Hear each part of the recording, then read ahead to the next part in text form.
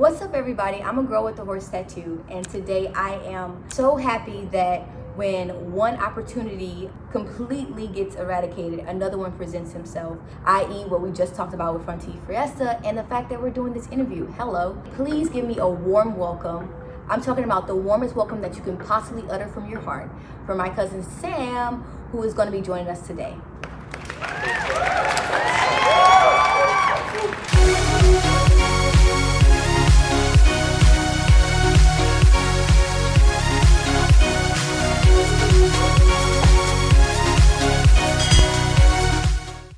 Welcome to Young Adults Navigating. Just going from background context, I know you were like super into like basketball and stuff.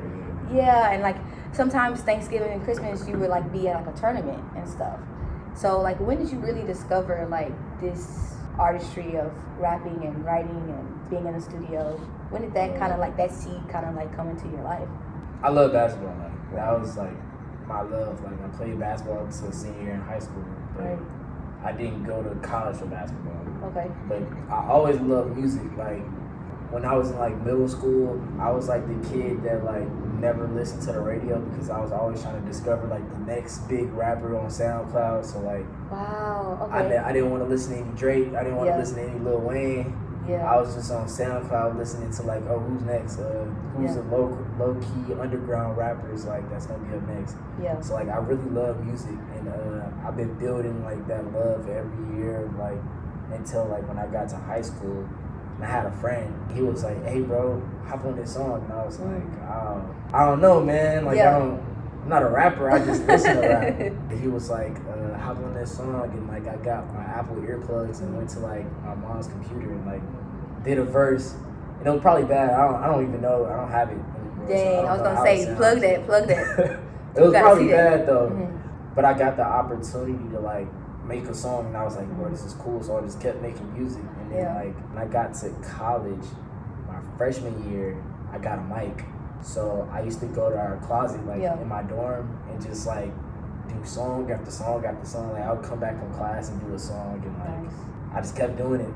And then eventually I had a friend who was like, hey bro, this music that you're making is cold, but like if you went to the studio it'd be way better. So he paid for my studio session. Wow. And like we did a song together, and then like it got like a lot of like traction. For like my first song. Like so I was like, man, this is pretty cool. So I just kept making music, and now I'm here. Wow.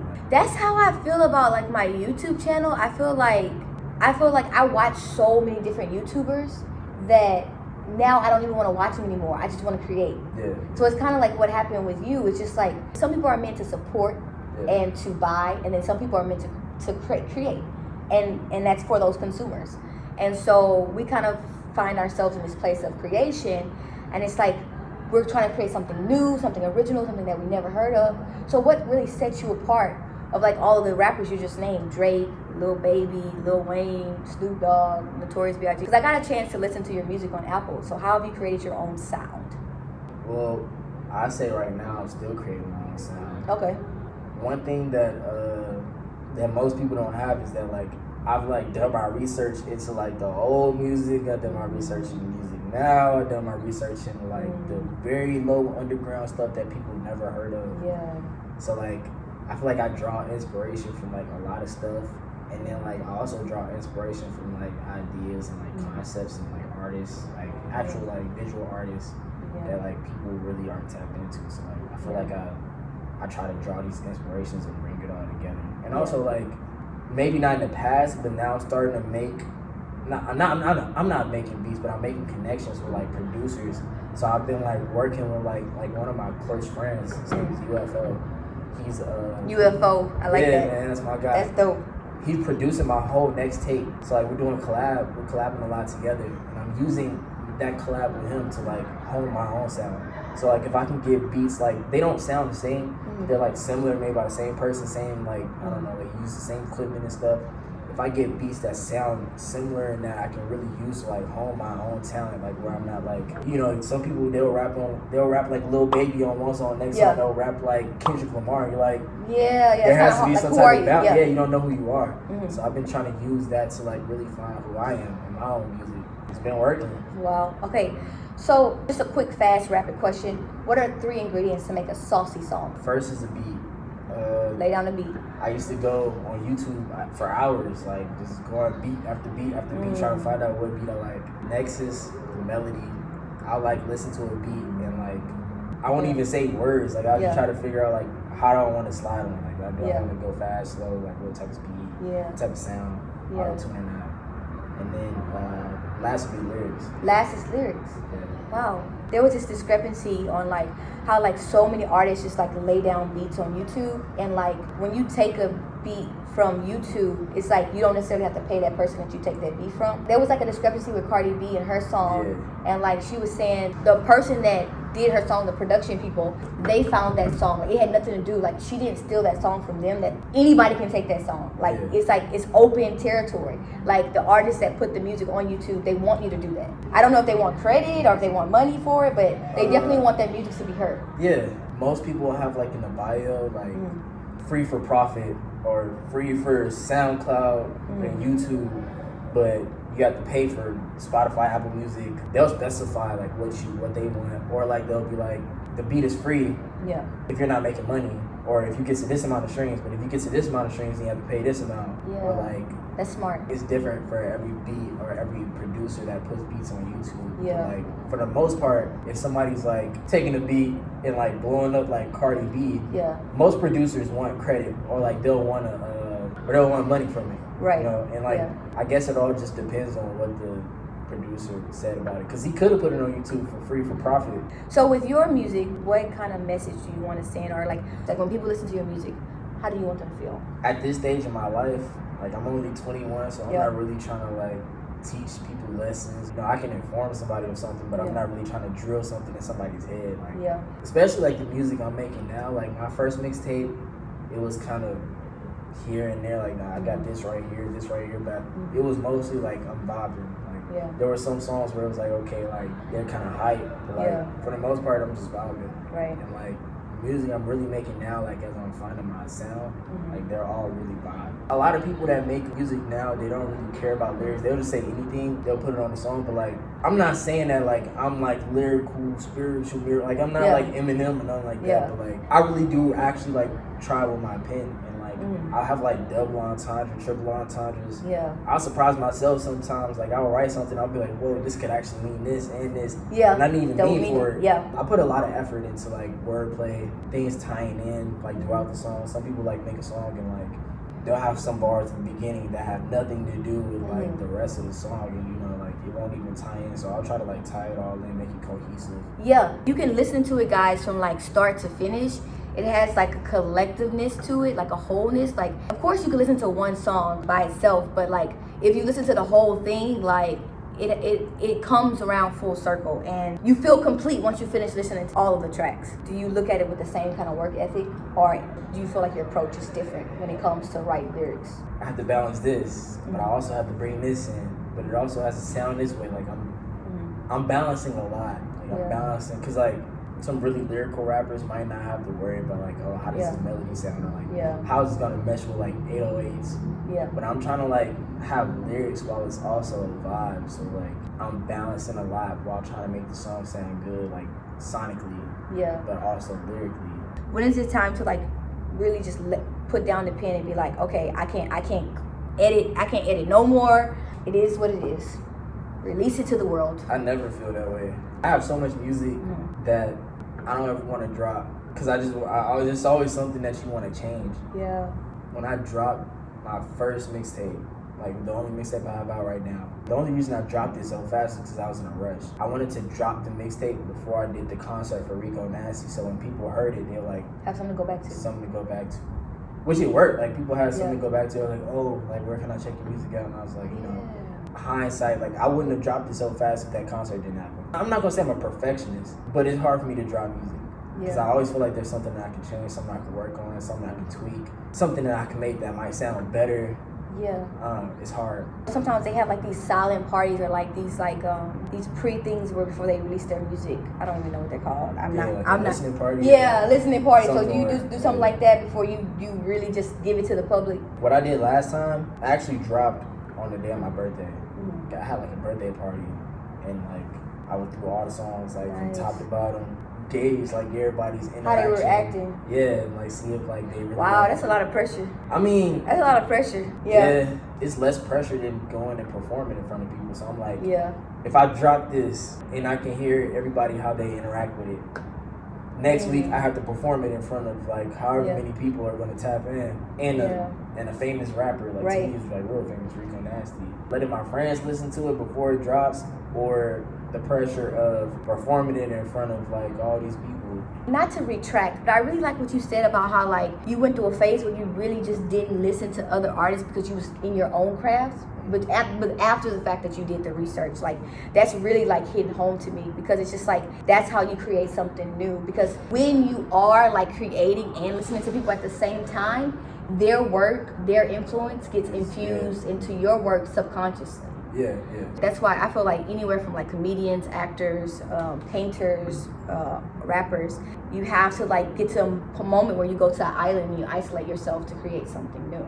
I feel like you can definitely hear that in your music. How long do you think you're going to like pursue rapping? Because you're not going to school for rapping. Is it something that like this is like in your heart that you want to do forever, or is it like a passion? See, that's where I'm at right now. Okay. I'm trying to figure it out because I graduate this summer. In August. Dang. So, but congratulations. Oh, thank you. But I'm applying to physical therapy school. Oh, nice. This gap between graduation and applying to PT school, see if I even get in, if I need to apply again.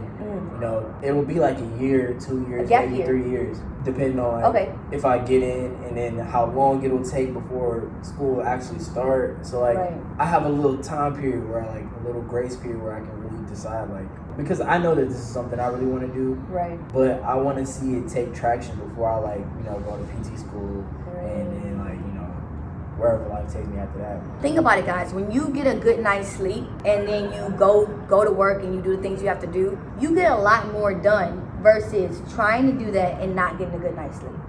So like having time to actually create and reflect and process and produce and apply, it's gonna blow your mind. Because right now you're juggling everything. You're balancing like school, work, and then creating. So just think about what it's gonna be like to just focus on the craft.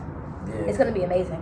How do you navigate unfamiliar spaces where you need those spaces for growth? Yesterday, I went to a content and creator mixer or something like that. It was an event where they had rappers, photographers, networking, models, and it was networking. That's something that's really unfamiliar. I'm seeing all these people they had paintings and magazine collages where people could take pictures. It was really nicely designed. This is a setting that I'm new to, and I'm seeing all these people that are they're really in their craft, modeling, taking pictures. I'm man, this is something that's really cool. But I don't see myself as lower than them. Right. You're wearing whatever you're wearing. I feel like I'm wearing whatever I'm wearing too. Yeah. I don't feel like my fashion's less than yours just because you're a model. I don't feel like my craft is less than yours just because you have more Instagram. I see myself on the same level as you. Right. So when I'm in these environments you with have these to. people, I don't feel like I'm out of place. I feel like I'm where I'm supposed to be. I talked to a guy, he's interning with the local label called Loud Music, and I was talking to him yesterday. One of the guys who threw the event was like, hey bro, this guy, whenever I went to go meet with their label or whatever, him right there, he was looking for you. He was asking, do you know Samo? Yeah. And I was like, oh really? That's crazy. That's so dope. I got to talk to him and stuff. We chopped it up, and then turns out we have mutual friends and stuff like that. So I see myself belonging there. Yeah. How has it been now that your music is out? The hardest hurdle has been accomplished.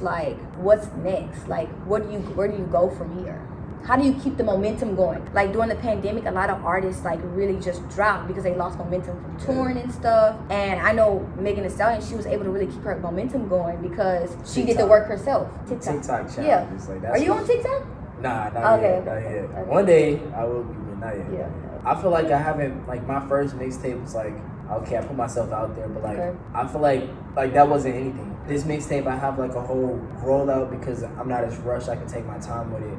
I've been working on it for quite a while, so like I have a rollout. We're gonna do like a trailer video, which is I've been shooting already. Nice. We're gonna do like pictures, photo shoots, music video, and a single before it comes out.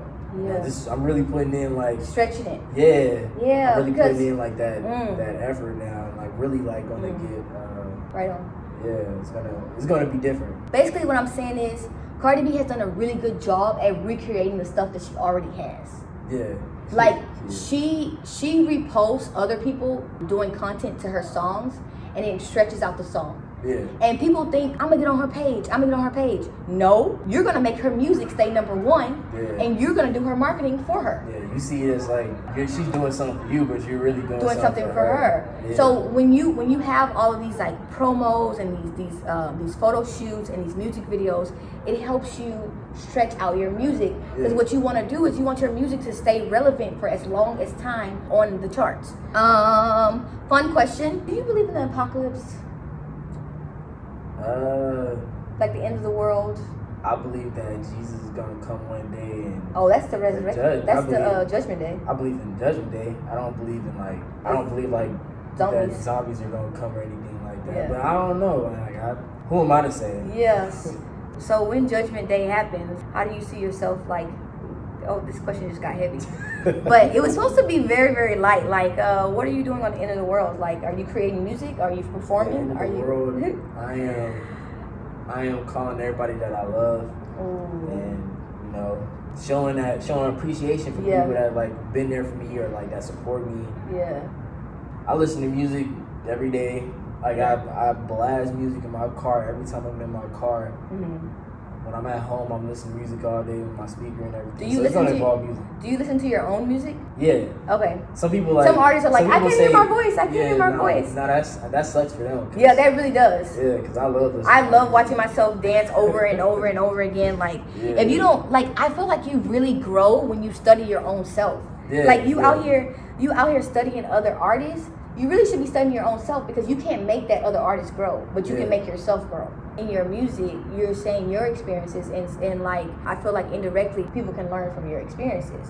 How has like your experience with like love and acceptance and identity really cultivated the word selection that you play with in your music?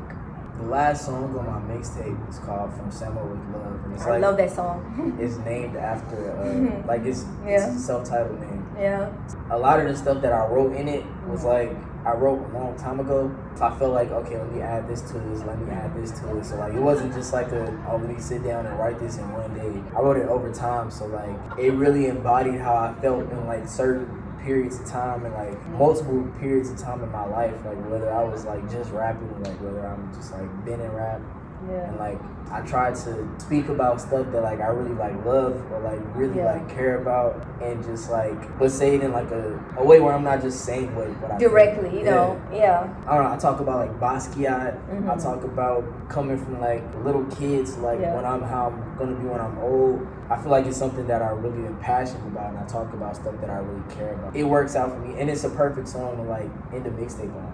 People don't always remember what you say, but they remember how you feel. Yeah. And so that's really, really nice. We're not always high off of our passions, right? We still gotta like, get the mundane tasks like out of our system. So how do you stay motivated to get past the mundane tasks to get to your craft? Everything is like for the future.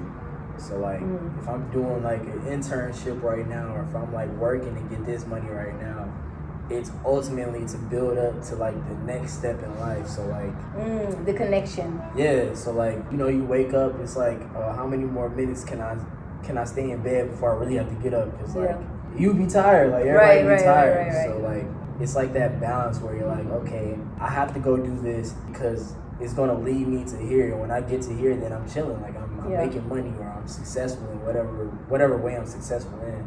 So it all feels like it adds up to something. It doesn't feel like I'm just doing it without any meaning. Yeah, I say get that's that. the difference. Yeah, nice. So kind of having that vision in your head to like keep you and remembering it, to knowing that it might not be fun or it might not be okay now, but like eventually it's gonna pay off and like lead to something. Or yeah. Who is Sam, and what kind of imprint do you want to leave on this world? Not to be like dark or anything, but like, you know how at funerals like people get up and they talk about you? Yeah, kind of like in that mindset. Like what kind of imprint do you want to leave? Like what are people going to say? So like I like to think about how like my friend Brax, he's the one who like, he was my RA. So I'm living on campus in my dorm, and like I heard my RA rap. So I was like, I went and met him and stuff, and I was like, bro, I rap too. He was like, oh really? So I showed him my music. He's like, bro, this is fire. Like, let's get you to a studio.